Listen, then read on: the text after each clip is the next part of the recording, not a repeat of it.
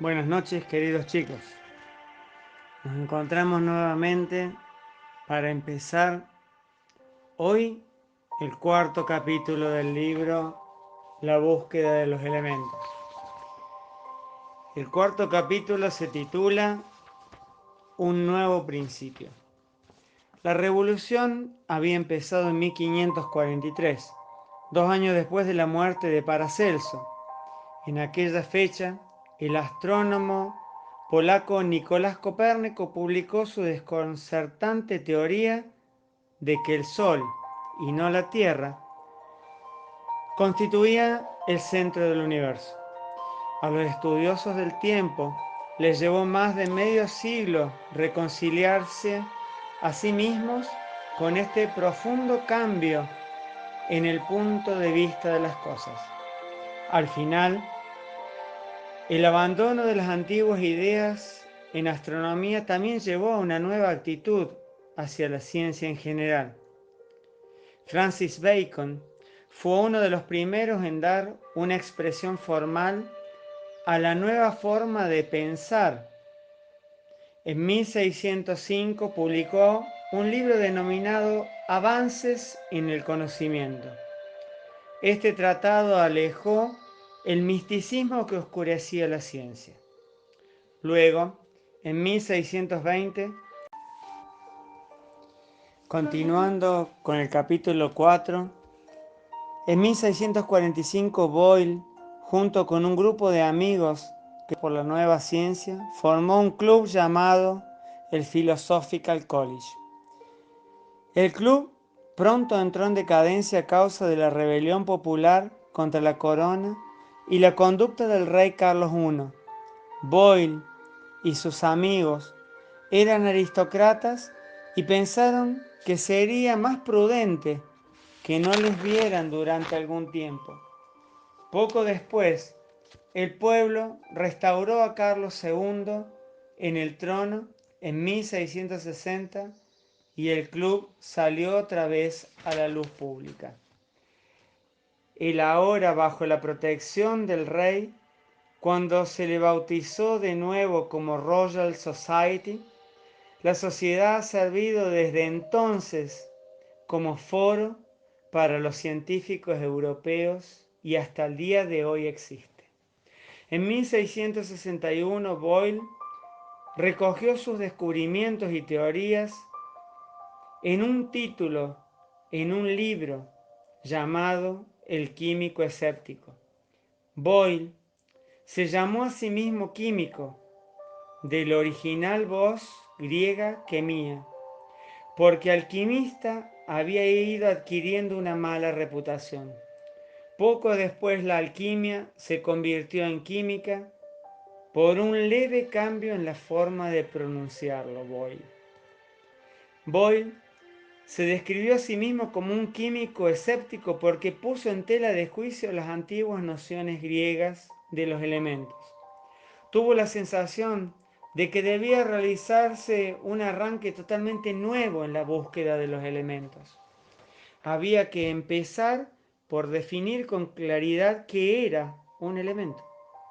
Los elementos debían definirse como las sustancias básicas de las que estaban constituidas toda la materia.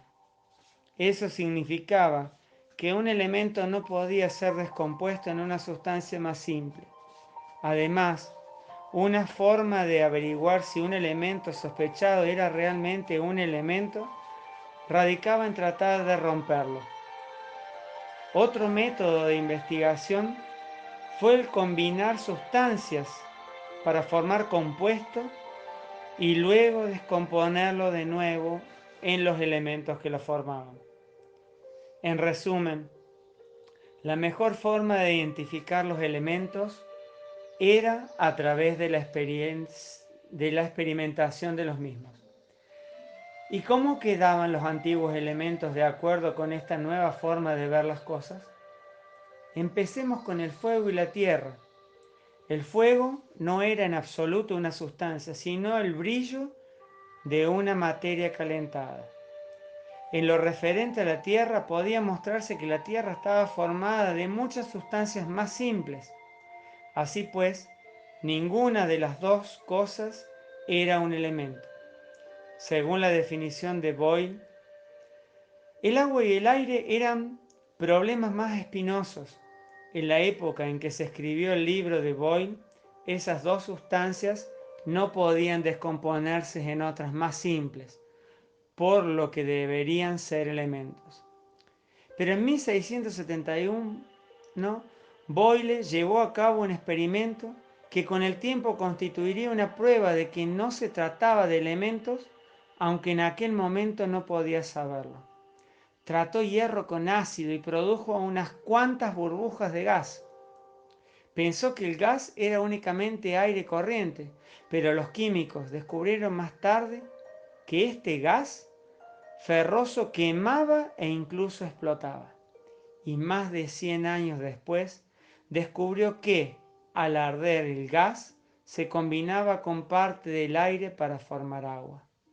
Esto mostraba que el agua era un compuesto y no un elemento. A continuación, otros experimentos llegarían a mostrar que el agua podía descomponerse en dos gases que podían recombinarse para formar agua. Y el hecho de que el gas explosivo combinara con solo una parte de aire también probaba que el aire era una mezcla de sustancias. Así que ninguno de los 4 antiguos elementos griegos era, a fin de cuentas, un elemento.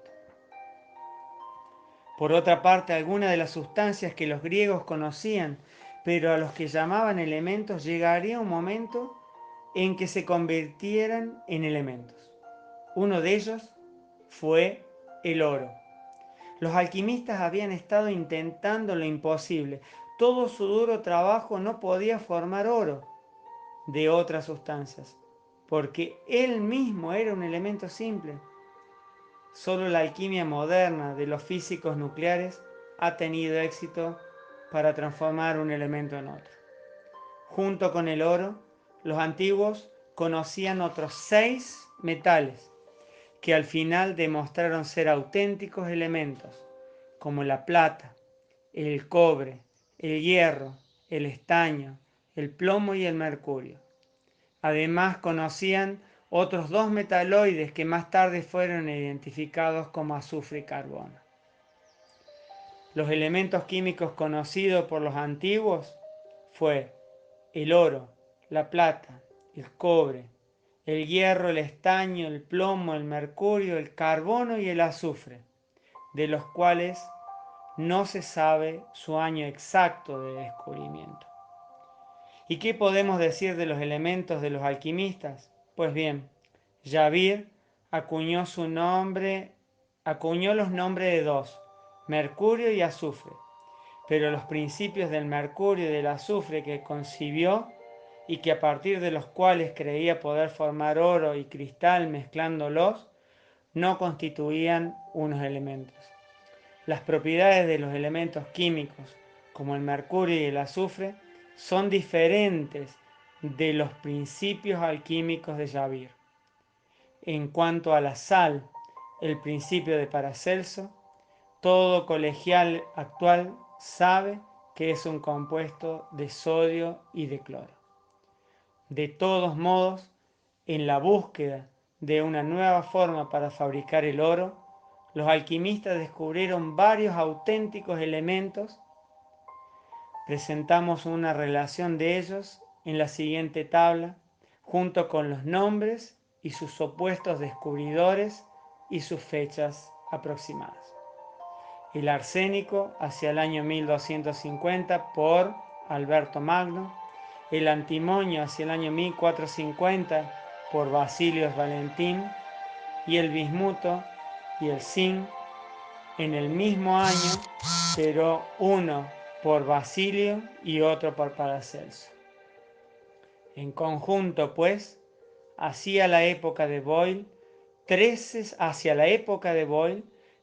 sustancias que llegarían a convertirse en elementos habían ya sido descubiertas. Espero que les haya interesado y mañana Retomaré la lectura de este libro en el 5.º capítulo, denominada La Era del Flojisto. Que Dios los bendiga, que tengan unas buenas noches junto con sus familiares. Cuídense y cuiden a esos seres más preciados que tienen, que son su familia. Que Dios los bendiga.